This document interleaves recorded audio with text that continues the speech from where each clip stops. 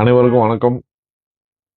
எல்லாரும் எதிர்பார்த்துக்கிட்டு இருந்த தாவேக்காவோட முதல் முக்கியமான விஷயமான பட்ஜெட் வெளிவந்து விட்டது. இன்னைக்கு காலையிலிருந்து பட்ஜெட் உரை சிறப்பாக இருந்தது. அதாவது என்ன கதை என்றால், புதிய அரசு, புதிய ஆட்சி, புதிய முதலமைச்சர், புதிய அமைச்சரவை, புதிய நிதி அமைச்சர், எப்படி இருக்கும் பட்ஜெட்டு? எல்லாம் கத்துக்குட்டிகளா இருக்கிறாங்களே, பட்ஜெட் எப்படிதான் சொல்லுவாங்க பார்த்துடலாம் அப்படின்னு சொல்லிட்டு கழுகு பார்வையோடு அமர்ந்திருந்த எதிர்கட்சிகள் என்று சொல்லிக் கொண்டிருக்கின்ற அமைப்புகள், இப்படி எல்லார் மத்தியிலும் இந்த பட்ஜெட் எப்படி இருக்கு அப்படிங்கிறத பத்தி ஒரு சின்ன அனலிஸ்ட் பண்ணலாம். அதாவது திரு விஜய் அவர்கள் முதல்வராக பதவியேற்ற உடனே என்னாச்சு, நிதியமைச்சராக செங்கோட்டையன் அவர்களை போட்டாங்க. திரு செங்கோட்டையன் அவர்கள் ஒரு சிறப்பான, அதாவது ஒரு மூத்த அமைச்சர். கிட்டத்தட்ட எம்ஜிஆர் அவர்கள் காலத்திலிருந்து அரசியலை உற்று நோக்கி ஒரு பெரிய பலமாகவும் தாவேக்கா அமைஞ்சார். அப்படிப்பட்ட செங்கோட்டையன் அவர்கள் நிதியமைச்சரை போட்டவுடனே எல்லாருக்கும் ஒரு பெரிய சந்தோஷம். ஓகே, ஒரு சரியான இடத்துல தான் ஒரு நிதியமைச்சர் கொடுத்திருக்கிறாரு. அப்ப என்ன நடக்கும், இவர் ஒரு சிறந்த பட்ஜெட்டு கொடுக்கலாம். ஒரு நிதி அப்படிங்கிறது ஒரு முக்கியமான விஷயம், பட்ஜெட் அப்படிங்கிறது மிக மிக முக்கியமான விஷயம். அதனால அவர் சரியா செய்வார் அப்படின்னு சொல்லி ஒரு பார்வை இருந்துச்சு. திடீரென்று ஒரு 2-3 நாள்ல திரு விஜய் அவர்கள் மாத்திட்டார். அதாவது அவரை வருவாய்த்துறைக்கு போட்டுட்டு திரு மரிய வில்சன் அவர்களை நிதியமைச்சகத்துக்கு அமைச்சராக பொறுப்பாக்கிட்டாரு. ஓகே, இவரும் ஓரளவுக்கு மணி விஷயங்களை ஹேண்டில் பண்ணுறவர். ஸோ அதனால் அது இருக்கலாம் அப்படின்னு சொல்லிட்டு, அது ஒன்றும் பிரச்சனை கிடையாது. அமைச்சர் யாராக இருந்தாலும் அதனுடைய அதிகாரிகள் உங்களுக்கு தேவையான டாக்குமெண்ட்ஸ் எல்லாம் கொடுக்க போகிறாங்க. அமைச்சர் அதுக்கு தகுந்த மாதிரி நிதி நிலைமையை எல்லாத்தையும் பார்த்துட்டு பட்ஜெட் தாக்கல் பண்ணுறாரு. பட் இருந்தாலும் அந்த எக்ஸ்பீரியன்ஸ் அப்படிங்கிற ஒரு விஷயம் இருக்கு இல்லையா, அந்த எக்ஸ்பீரியன்ஸ் குறைவு அப்படின்னு சொல்லிட்டு பார்த்தாங்க. அதுக்கு தகுந்த மாதிரி இன்னைக்கு எல்லாருமே அவளோடு எதிர்பார்த்து கொண்டிருந்த பட்ஜெட் தாக்கல் செய்து விட்டார்கள். பட்ஜெட் தாக்கல் செய்வதற்கு முன்னாடி நேற்று நடந்த விஷயம் எல்லாமே தெரியும். உடனே எதிர்கட்சி தலைவர் விசாரணைக்கு அழைத்து சென்றார்கள், இங்கேருந்து தஞ்சாவூர் வரைக்கும். அதுவே ஒரு பெரிய கலைவரம் ஆயிடுச்சு. அதில் வேற நம்ம நண்பர்கள், திமுக நண்பர்கள், எதிர்கட்சி தலைவர் பொங்கிடுவார், அதனால் அவரை மட்டுப்படுத்துறதுக்காகவே அவர் வெளியே அவருடைய பொங்குதல், அவருடைய பேச்சை தாக்கு பிடிக்க முடியாது, அதனாலேயே அவர் கைது செஞ்சு பார்த்தாங்க அப்படின்னாங்க. சும்மா விசாரணை கூட்டிகிட்டு போயிட்டு காலையில் கூட்டு போயிட்டு சாயந்தரம் வெளியே விட்டுட்டாங்க, அவ்வளோதான். மற்றபடி வேற என்ன அப்படின்னு பார்த்தீங்கன்னா, இன்றைய பட்ஜெட். ஸோ பட்ஜெட் ஒரு முக்கியமான விஷயமாக நம்ம பார்க்குறோம். ஸோ பட்ஜெட்டில் ஆஸ் ஏ பதிப்பாளனா உடனடியாக நான் போய் பார்க்க வேண்டிய விஷயம், தமிழ் வளர்ச்சித்துறைக்கு புத்தக கொள்முதல் இந்த மாதிரி விஷயங்களுக்கெல்லாம் என்ன பண்ணியிருக்கிறாங்க, லைப்ரரிக்கு என்ன பண்ணியிருக்காங்க. நான் நேற்று சொன்ன மாதிரி தான் இன்டர்நேஷ்னல் புக் ஃபேர் அப்படிங்கிற ஒரு முக்கியமான விஷயத்த திமுக திராவிட மாடல் அரசு எடுத்தாங்க. அந்த விஷயம் எப்படி இருக்குது, அதுலேயும் ஒரு முக்கியமான விஷயம் என்னன்னா, இன்டர்நேஷ்னல் புக் ஃபேரில் பார்த்தீங்கன்னா உங்களுக்கு எல்லா மொழியிலையுமே புத்தகத்தை தமிழ் புத்தகங்களை டிரான்ஸ்லேட் பண்ணுறதுக்கான கிராண்ட்ஸ் வழங்குவாங்க. இந்த முறை பார்த்தீங்கன்னா ஆங்கிலத்தில் மட்டும் அப்படிங்கிறதுக்காக பண்ணியிருக்காங்க. இதில் என்ன புதிய லைப்ரரிஸ் கொண்டு வராங்களா, லைப்ரரி ப்ரொக்யூர்மெண்ட் கடந்த வருடங்களில் ரொம்பவே நல்லாவே இருந்தது. ஸோ அது இவங்க கண்டினியூ பண்ண போகிறாங்களா. ஸோ அதுதான் ஒரு பப்ளிஷராக எனக்கு இல்லை வேறு பப்ளிஷர்களுக்குமான ஒரு முக்கியமான விஷயமா இருக்க போகுது. இருந்தாலும் தமிழ்நாட்டு நலன் அப்படிங்கிறது என்னன்னா, முக்கியமாக இளைஞர்கள், குழந்தைகள் அப்படிங்கிற விஷயத்துல தான் வரணும். கண்டிப்பாக அடுத்து நெக்ஸ்ட் ஜென்ரேஷனை நம்ம எந்த அளவுக்கு கொண்டுட்டு போகிறோம் அப்படிங்கிறது ரொம்ப ரொம்ப முக்கியம். இல்லை இந்த லேட்டஸ்ட் டெக்னாலஜியோடு கொண்டு போகிறோமா, அந்த டெக்னாலஜிக்கு எல்லாம் எது கொடுக்குறோமா, அதாவது கடந்த ஆட்சியை போல இல்லாமல் 4 வருஷமாக லேப்டாப் கொடுக்காம கடைசி வருஷம் மட்டுமே லேப்டாப் கொடுத்த மாதிரியா, இல்லை இந்த மாதிரி விஷயங்களை நம்ம ரொம்பவே பார்க்க வேண்டிய இதில் இருக்கணும். ஏன்னா ஒரு லேப்டாப் அப்படிங்கிறது இட்ஸ் லைக் ஒன் எம்பவர்மெண்ட். அது பையனாகட்டும் பெண்ணாகட்டும் ஒரு எம்பவர்மெண்ட். அவங்கள ஒரு லேப்டாப் வச்சுக்கிட்டு அவங்க என்ன வேணாலும் பண்ணலாம். அவங்க நாலேஜ் டெவலப் பண்ணிக்கலாம், அவங்க ஒரு ஸ்டார்ட் அப் ஆரம்பிக்கலாம், எவ்வளோ விஷயங்கள் இருக்குது. ஸோ இந்த மாதிரி விஷயங்கள் அவங்கள எம்பவர் பண்ணுற விஷயங்கள் முக்கியமாக இந்த பட்ஜெட்டில் என்ன கொடுத்துருக்குறாங்க அப்படிங்கிறத பற்றி தான். அதுதான் ரொம்பவே நான் கான்சன்ட்ரேட் பண்ணணும்னு நினைக்கிறேன். ஏன்னா என்னுடைய விஷயங்கள் வந்து நான் ஒரு ட்ரெயினராக இருக்கும்போது ஒரு குழந்தைகளையோ இல்லை ஒரு பள்ளி கல்லூரி மாணவிகளை நான் பார்க்கும்போது இது ரொம்ப முக்கியமான விஷயமா இருக்கும். விஜய் அப்படிங்கிறவர் வந்து ஒரு யங்ஸ்டராக வந்திருக்காரு, 52 வயசு யங்ஸ்டரு. ஏன்னா யங்ஸ்டரோட ஆதரவோடு வந்திருக்கிறார். அவங்களோட எதிர்பார்ப்புகள் ரொம்ப அதிகமாக இருக்கும். என்னதான் சினிமா போய் பார்க்குறத விட அவங்களோட எதிர்பார்ப்புகள், அவங்க ஃப்யூச்சருக்கு என்ன பண்ண போகிறாங்க, வேலை எப்படி கொடுக்க போகிறாங்க, எந்த மாதிரி வேலை வாய்ப்புகளை உருவாக்க போகிறாங்க, அதுதான் முக்கியம். சும்மா நம்ம கம்பெனிகளை கொண்டுட்டு வந்து இண்டஸ்ட்ரீஸை கொண்டுட்டு வந்து வேலை வாய்ப்பை பெருக்கமே தவிர பாலம் கட்டுறது இந்த மாதிரி விஷயங்களை கொண்டு வந்து வேலை கொடுக்கறது வந்து கிடையாது. அதில் ரொம்ப ரொம்ப முக்கியம். ஸோ மேனுஃபேக்சரிங் செக்டார், சர்வீஸ் செக்டாரில் இல்லை அக்ரி செக்டாரில் எந்த மாதிரி இளைஞர்களை பூத்த போகிறாங்க, அது ரொம்ப ரொம்ப முக்கியம். அக்ரி செக்டார் உடனே ஆடு மாடு மேய்க்கிறது, அண்ணனோட விஷயத்துக்கெல்லாம் போக வேண்டாம். அண்ணன்லாம் வந்து அந்த அளவுக்குலாம் போயிட்டு வேண்டாம். எந்த மாதிரி ஒரு மாடர்னைசேஷன் கொண்டு வர போகிறாங்க, அதுதான் இம்பார்ட்டண்ட். எல்லா செக்டாரும் இருக்கும். நான் ஆடு மேய்க்கிறது, ஹெலிகாப்டர் கொடுக்குறது மாடர்னைசேஷன் கிடையாது. ஆடு மேய்க்கிறது இல்லை ஆட்டோட ப்ராடக்ட்ஸ் இல்லை கவு பேஸ்டு ப்ராடக்ட்ஸை வேல்யூ பண்ணி இங்கேருந்து எக்ஸ்போர்ட் பண்ணது எப்படிங்கிறத பற்றி தான் பார்க்கணும். அதுதான் மாடர்னைசேஷன். ஸோ அதெல்லாம் தான் நமக்கு ரொம்ப முக்கியமான விஷயமா படுது. ஸோ அதில் எந்த அளவுக்கு இவங்க கொண்டு வந்துருக்குறாங்க. நெக்ஸ்ட்டு வந்து ஆர்டிஃபிஷியல் இன்டெலிஜென்ஸ், ஏஐ அப்படிங்கிற ஒரு விஷயம் வந்து எல்லாரையும் பயமுறுத்திட்டு இருக்குது. அதை அது அந்த அளவுக்கு இல்லாமல் அந்த ஏஐ இந்த அளவுக்கு நம்ம கற்றுக்கிட்டு அதுக்கான விஷயங்களை எப்படி கொண்டு வர போகிறோம். அடுத்தது நீட் அப்படிங்கிற ஒரு விஷயத்த சொல்லியிருக்காங்க. நீட்டுன்னு சொல்லிட்டு அந்த நீட்டை வந்து ஒரு பேய் மாதிரி பூதம் மாதிரி சும்மா எல்லா ஸ்டேட்டும் ஒத்துக்கிட்டாங்க, எல்லா ஸ்டேட்டும் பண்ணியாச்சு. இதில் நீங்கள் தமிழ்நாடு மட்டும் எதிர்த்து ஒன்றும் ஆக போகிறது கிடையாது. எல்லோரும் படிச்சுட்டு இருக்கிறாங்க. அந்த நீட் கோச்சிங் சென்டரில் வந்து கோச்சிங் தான் ப்ராப்ளம்னா நீட் கோச்சிங் சென்டர் ஏன் தமிழ்நாடு அரசை எடுத்து நடத்தக்கூடாது? அவ்வளோதான். ஏழை எளிய மாணவர்களுக்கு நீட் கோச்சிங் சென்டர் எடுத்து நீங்களே நடத்துங்க, செய்யுங்க. எல்லா ஸ்டேட்டும் ஒத்துக்கிட்டு இருக்குது. இது எப்படி இருந்தாலும் ஒரு சிஜேபி ப்ரொட்டஸ்ட்னால நீட்டாக அடிக்கிறதெல்லாம் ஒன்லி திங் மேஜர் அவங்க என்ன பண்ண முடிஞ்சுது, எஜுகேஷன் மினிஸ்டர் தான் மாற்ற முடிஞ்சுது. அதனால் நீட் அப்படிங்கிற ஒரு விஷயம் எல்லோரும் ஒத்துக்கிட்டாச்சு, கொண்டுட்டு போங்க. தமிழ்நாடு கவர்மெண்ட்டும் எவ்வளோ நுழைவுத்தேர்வு வச்சுருக்குது. டெட் அப்படிங்கிற ஒரு நுழைவுத்தேர்வு ஏன் வச்சுருக்காங்க? தமிழ்நாடு கவர்மெண்ட்லேயே தானே படிக்கிறோம், தமிழ்நாடு கவர்மெண்ட்லேயே தானே மார்க் வாங்குகிறோம், ஸ்காலர்ஷிப் வாங்குகிறோம். அப்புறம் ஏன் டீச்சருங்களுக்கு டெட் அப்படின்னு ஒன்று? டீச்சருங்க இறங்குனாங்கன்னா என்ன பண்ண முடியும்? யார் யாருக்கெல்லாம் வாய்ப்பு இருக்குதோ அவங்களாம் டெட் கொடுங்க. வாய்ப்பு இருக்கிறவங்க அது எழுதி முடிக்கிறவங்க தானே கொடுக்கணும்னு பிளான் பண்ணுறாங்க. ஸோ இதெல்லாம் வந்து எந்த மாதிரி கொடுத்துருக்காங்க அப்படிங்கிறத பற்றி ஒரு சின்ன இதுதான். ஸோ நான் சொன்ன மாதிரி நம்மளுடைய பதிப்புத்துறைக்கான பட்ஜெட்டில் என்ன சொல்லியிருக்காங்க, ஏன்னா அதுதான் ரொம்ப முக்கியம். பதிப்புத்துறைக்கான பட்ஜெட்டில் என்ன சொல்லியிருக்கிறாங்க அப்படின்னு பார்த்தீங்கன்னா, ஏற்கனவே கோயம்புத்தூர், பெரம்பலூர் இந்த மாதிரி இடங்களில் வந்து திராவிட மாடல் அரசில் ஒரு பெரிய விஷயம் கண்டிப்பாக நம்ம சொல்லி ஆகணும். வாசிப்பு புத்தகங்கள் இந்த மாதிரி விஷயங்களுக்கு ரொம்ப ப்ரையாரிட்டி கொடுத்தாங்க. அந்த ப்ரையாரிட்டி அப்படிங்கிறது யாருக்கு அப்படிங்கிறது ரெண்டாவது விஷயம். பட் இருந்தாலும் அந்த ஒரு டிரான்ஸ்பரண்ட் ப்ரொக்யூர்மெண்ட் பாலிசி அப்படிங்கிற ஒரு விஷயத்த வந்து நடைமுறைப்படுத்த வந்து ஒரு சிறந்த விஷயமா படுது. பட் அந்த டிரான்ஸ்பரண்ட் பாலிசி இன்னும் மெருகேற்றப்பட்டது இந்த வருஷத்தில். அதை எக்ஸிக்யூட் பண்ணும்போது கொஞ்சம் மெருகேற்றப்பட்டது இந்த ஆட்சியில் அப்படின்னு சொல்லலாம்.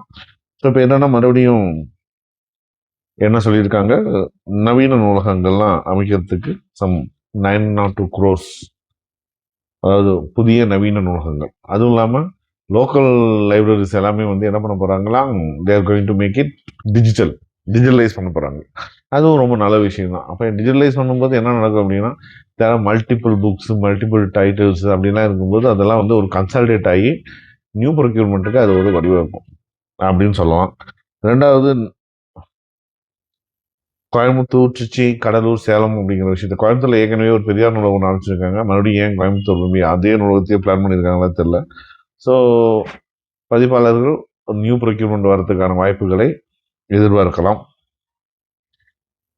அதே மாதிரி மதுரையில் இருக்கிற கலைஞர் நூலகத்தை தேர் மெயின்டைனிங் தட். ஸோ இதை வந்து தமிழ் நூல்களை உலக மொழிகளுக்கும் சொல்லி தொடர் திட்டம். So CIBF Chennai international book fair is going to be live. அது எந்த அளவுக்கு இன்னும் ஃபைன் டியூன் பண்ணி அதுலேயும் நிறைய விஷயங்கள் ஓடிட்டு இருக்கு. ஸோ அதை எப்படி ஃபைண்ட் அவுட் பண்ணுறாங்க அப்படிங்கும்போது சிஏபிஎஃப் இஸ் லைவ். ஸோ அது தொடருது, எந்தவித சேஞ்சும் இல்லை அப்படிங்கும்போது ஒரு சிறப்பான விஷயமா தான் படுது. பதிப்பாளர்களுக்கு இன்னும் ஒரு கூடுதல் பொறுப்பு, கூடுதல் ரெஸ்பான்சிபிலிட்டி, தமிழ் புத்தகங்களை வந்து மற்ற மொழிகளுக்கு கொண்டு செல்வது. ஏன்னா அது டவுட்லேயே தான் இருந்தது. ஆஸ் ஏ பப்ளிஷராக வந்து உங்களை பார்த்தீங்கன்னா நம்ம டிரான்ஸ்லேஷன் பண்ணிட்டு இருக்கும்போது டவுட்டில் இருந்தது. அது ஒரு கிளாரிட்டி கொடுத்துட்டாங்க. அதில் முக்கியமான விஷயம், தமிழ் புக்ஸை வந்து இங்கிலீஷுக்கு கொண்டுட்டு போகிறது ரொம்ப ரொம்ப முக்கியமான விஷயம். ஸோ அதனால் yearly 100 books, total 500 books target பண்ணிக்கிறாங்க. இயர்லி 100 புக்ஸ் ரொம்ப கம்மி. இதில் வந்து இன்னைக்கு இருக்கிற டெக்னாலஜியில் தமிழ் டு இங்கிலீஷுங்கிறது ஏஐ வந்து ஈஸியாக பண்ணிடும். இட்ஸ் நாட் அட் ஆல் பெரிய விஷயம். நீங்கள் மேக்ஸிமமே நீங்கள் ட்ரை பண்ணலாம். மேக்ஸிமம் ஏஐ யூஸ் பண்ணி ஃபர்ஸ்ட் லெவல் டிரான்ஸ்லேட் முடிச்சுட்டு அதுக்கப்புறம் ஃபைன் டியூன் பண்ணாலுமே தமிழ் டு இங்கிலீஷ் இன்னைக்கு வந்து டிரான்ஸ்லேஷன் பெரிய மேட்டரே கிடையாது. இதை வந்து ஜாஸ்தி கொண்டுட்டு போகலாம். 500 புத்தகங்கள் வந்து ரொம்ப ரொம்ப ரொம்ப ரொம்ப கம்மி. தமிழில் அவ்வளோ புத்தகங்கள் இருக்குது, அவ்வளோ அறிவியல் சார்ந்த புத்தகங்கள், அவ்வளோ முற்போக்கு சார்ந்த புத்தகங்கள்லாம் வந்து நம்ம பதிப்பாளர்கள் பண்ணிட்டு இருக்காங்க. நிறைய யங் ரைட்டர்ஸ் அவங்களுடைய லேண்டு பேஸை வந்து கொண்டுட்டு வராங்க. அப்படி இருக்கும்போது கண்டிப்பாக இந்த விஷயங்கள் இது பண்ணும். 500ங்கிறது ரொம்ப கம்மி. இதை இன்னும் ஜாஸ்திப்படுத்தலாம். மற்ற மொழிகளுக்கு கூட விட்டுடலாம். இங்கிலீஷுக்கு கொண்டுட்டு போகும்போது இட் இஸ் வெரி ஈஸி. அதே போல் இங்கிலீஷில் இருக்கிற புக்ஸை வந்து எகெயின் மற்ற லாங்குவேஜ் கொண்டு போகும்போது you can get lot of translators. Direct Tamil to கன்னடவோ இல்லை டைரக்ட் தமிழ் டு தெலுங்கோ டிரான்ஸ்லேட்டர்களுக்கு கிடைக்கிறது கஷ்டம்.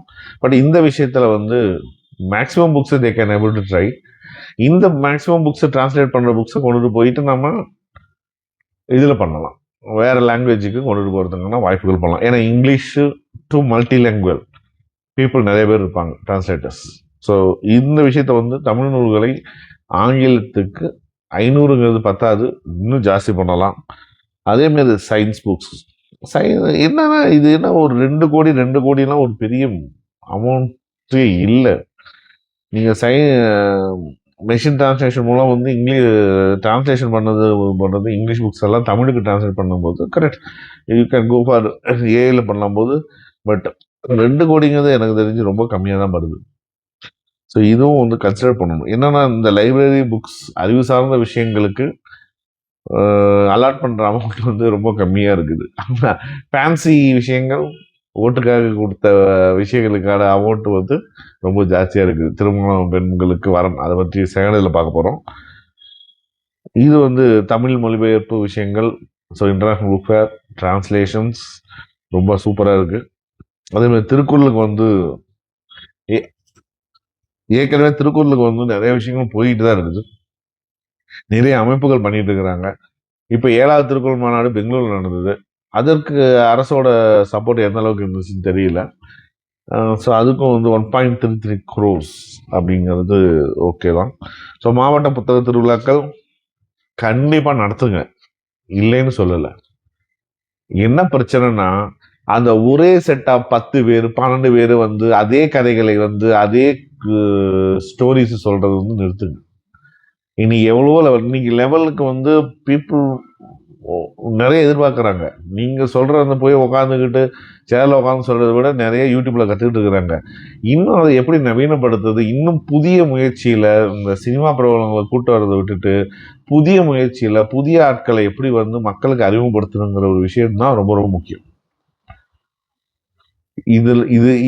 இதுதான் ரொம்ப முக்கியமான விஷயம். புத்தக திருவிழாக்கள் கண்டிப்பாக நடத்தணும். புத்தக திருவிழாக்கள் பதிப்பாளர்கள் கலந்து கொள்ளணும், விற்பனையாளர்கள் கலந்து கொள்ளணும், விற்பனைக்கு நிறைய விஷயம் பண்ணணும். இன்றைக்கு நிலையில கோயம்புத்தூர் புத்தக திருவிழாவில், கோயம்புத்தூருங்கிறது நம்ம அறிவுசார் இடம், அறிவாளிகள் நிறைய இருக்கிற இடம் அப்படின்னு இருக்கிறோம். ஆனால் வாசிப்பு அப்படிங்கிற விஷயம் ஓகே. ஒரு விஷயம் என்னன்னா ஆன்லைனில் படிக்கிறவங்க நிறைய பேர் இருக்கிறாங்க, அது ஒரு ரீசன் சொல்லலாம். இல்லை புக்குங்க ஆன்லைன்லேயே கிடச்சிருதுங்க, நாங்கள் எதுக்குங்க போய் நின்று புத்தகத்தை வாங்கணும் அப்படிங்கிற ஒரு விஷயம் இருக்குது. எல்லா பப்ளிஷர்ஸும் ஆன்லைன்லேயே கொடுக்குறாங்க, நாங்கள் எதுக்கு வாங்கணும் அப்படிங்கிறது இருக்குது. பட் இருந்தாலும் இந்த புத்தக திருவிழாவுக்கு மக்கள் கூட்டம் வர்றதுங்கிறது உடனடியே என்ன பிரச்சனை, என்ன நடக்குது சார்? மக்கள் கூட்டம் ஏன் வருது? ஒரு சில ஊரில் பஜ்ஜிக்காக வராங்க, அது வேற விஷயம். மக்கள் கூட்டம் ஏன் வருது அப்படின்னா சாயந்தரம் பேச்சுக்காக வராங்க சார். சாயந்தரம் பேச்சில் புதுமையை கொடுங்க. ஒரே நீங்க பாத்தீங்கன்னா அந்த போன வருஷம் இது கடந்த வருடங்கள் இந்த 10 பேர்ல ஒரு 10-12 பேர் இருப்பாங்க. அந்த 10-12 பேர் தவிர வேற வேற யாரும் பேச்சாளர்களே இல்லாத மாதிரியும், தமிழ்நாடு வந்து பேச்சாளர்கள்னா இவங்க தான் அப்படிங்கிற மாதிரியும் ஒரு பிராண்டிங் போயிடுச்சு. ஸோ அந்த விஷயத்த வந்து ஃபைன் டியூன் பண்ணணும். நிறைய இடத்துங்களில் வந்து உங்களுக்கு ஃபைன் டியூன் பண்ணியே ஆகும். ஸோ அந்த ஃபண்டு கரெக்டாக யூஸ் ஆகுதா, அதுவும் பிரச்சனை.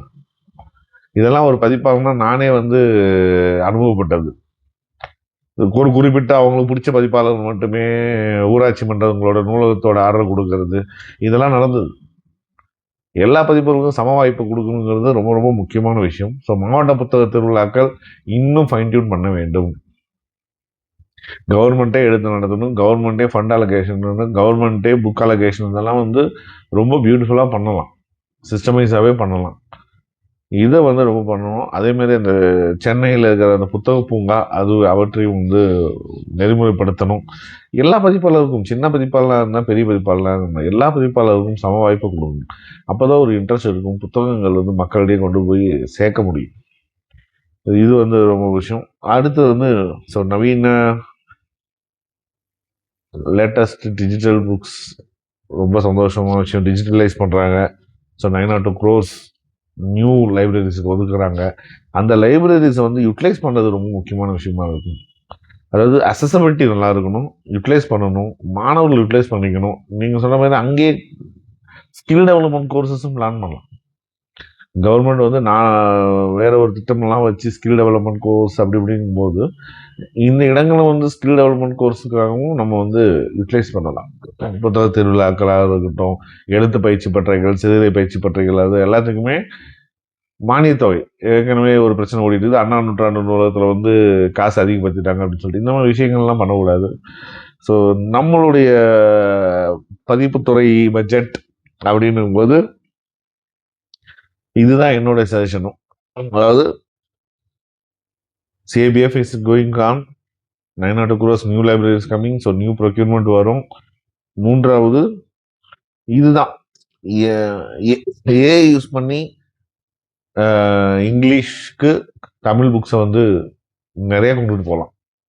அதுக்கு வந்து 500 அப்படிங்கிறது இட்ஸ் நாட் ரெஸ்ட். அது ஒன்றுமே இருக்காது எனக்கு தெரிஞ்சு. கூகுளில் எடுத்து தூக்கி போட்டால் அழகாக டிரான்ஸ்லேட் பண்ணி கொடுத்துட்டு போயிட்டே இருக்கும். It's not 500 is not at all ஒரு ஸ்மால் தான் நான் சொல்கிறேன். நிறையவே அவங்க பண்ணலாம். வருஷத்துக்கு ஒரு புக்குன்னு இருக்காங்க, ஜாஸ்தி பண்ணலாம்.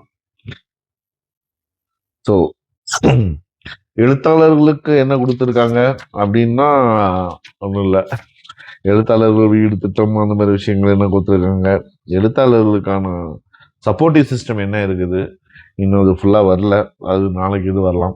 ஸோ அது ஒரு முக்கியமான விஷயம். எழுத்தாளர்களை வந்து சப்போர்ட் செய்யணும். எழுத்தே முன்னேறத்தில் இருக்காங்க. இன்னைக்கு வந்து அவங்களும் பப்ளிஷர் ஆகிட்டாங்க, ஒரு தொழில் முனைவோர் ஆகிட்டாங்க. அது ரெண்டாவது விஷயம். பட் இருந்தாலும் நலிந்த எழுத்தாளர்களுக்கு இப்போ சமீபத்தில் பவாச்சலதுரை வந்து தேவி பாரதி, நானும் போய் பார்த்துருக்கேன், தேவி பாரதி அவர்களுடைய வீடாகட்டும் நலிந்த எழுத்தாளருக்கு இன்ஃப்ளூயன்ஸ் இல்லாத நிறைய எழுத்தாளர்கள் இருக்கிறாங்க. எழுதுவது மட்டுமே வாழ்க்கைன்ட்டு எந்த ஒரு அரசியல் கட்சியோட இன்ஃப்ளூயன்ஸ் எதுவுமே இல்லாமல் எழுத்தாளர் இருக்காங்க. அவங்களுக்கு ஒரு சிறப்பான சலுகைகளோ இல்லை விஷயங்களோ சினிமா துறையினருக்கு மட்டும் கொடுக்குறாங்கன்னு சொல்லக்கூடாது. எழுத்தாளர்களுக்கும் அது கொடுக்கணும். இல்லை இவர் சினிமா துறையிலேருந்து வந்தார், அதனால் சினிமா துறைகளுக்கு மட்டும்தான் கொடுக்குறாரு அப்படின்ற ஒரு இது இல்லை. ஆகையால் இப்போ என்னென்ன பார்த்தீங்கன்னா, இப்போ இறந்தது யார், பாரதி ராஜா பாக்யராஜ் இருவருக்கும் கொடுத்தாரு.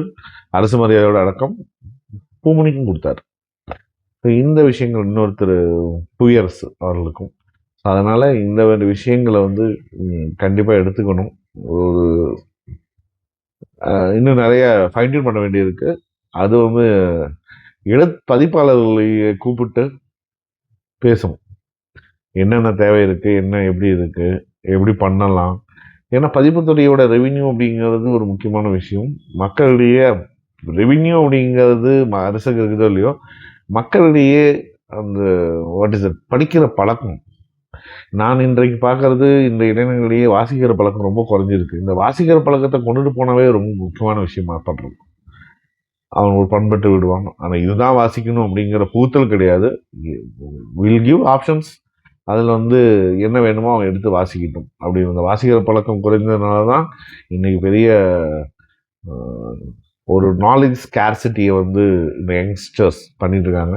ஸோ அது சார்ந்த விஷயங்களை என்ன மாதிரி பண்ணலாம், ஒவ்வொரு சயின்டிஃபிக் புக்ஸை வந்து தமிழில் கொண்டு வரதுக்கு என்ன பண்ணலாம், சயின்ஸ் ரிலேட்டட் புக்ஸ் வந்து ஆத்தர்ஸ் எல்லாம் எப்படி யூஸ் பண்ணிக்கலாம்.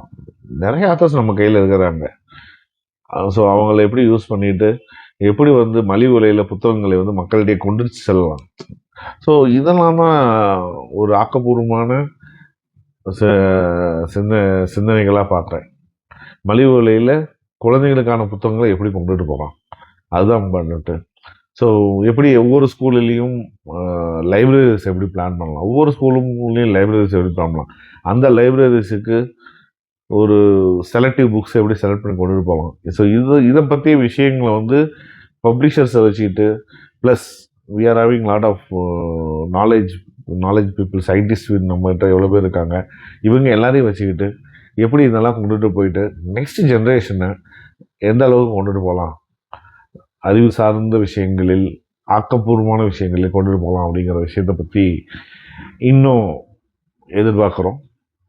அதாவது ஏன்னா அங்கே இருக்கிறது எல்லாமே இளைஞர்கள். அந்த இளைஞர்கள் வருங்கால இளைஞர்களுக்கு நிறைய விஷயங்களை கற்றுக் கொடுக்க முடிவார்கள் என்று நம்புவோம். ஸோ பதிப்புத்துறையை பொறுத்த வரைக்கும் இதுதான் பட்ஜெட், இவ்வளோதான். இதுக்கு மேலே என்ன கொடுப்பாங்க அப்படிங்கிறதும் தெரியாது. பட் எல்லாத்துலேயுமே ப்ரொக்யூர்மெண்ட்டில் சொன்ன மாதிரி டிரான்ஸ்பரண்ட் ப்ரொக்யூர்மெண்ட், எந்த ஒரு உள்ளீடு எந்த ஒரு இது விஷயமும் இல்லை அப்படிங்கிறாங்க. லஞ்சம் போன்ற விஷயங்கள்லாங்கிறாங்க. சென்ற ஆட்சியிலையும் அது தொடர்ந்தது, அதில் எந்த விதமும் கிடையாது. எல்லாரும் பயன்பெற்றார்கள். அதே பயன் இனிமேலும் தொடர வேண்டும் அப்படிங்கிறது. அதற்கான விஷயங்கள் பட்ஜெட்டில் உள்ளது, திருப்தி அளிக்கின்றது. பட் இன்னும் டெவலப்மெண்ட் வேணும். அமௌண்ட்டு வகையில் கிடையாது, இன்னும் அறிவு சமூகமாக இன்னும் நம்ம வந்து விஸ்தீரப்படணும் அப்படின்னா என்ன பண்ணணும் அப்படிங்கிற விஷயங்களுக்கு கண்டிப்பாக ஒரு இது வேணும். நன்றி. அடுத்தது காமன் பட்ஜெட்டு போவோம். இது வந்து பதிப்புத்துறை பட்ஜெட். நன்றி, வணக்கம்.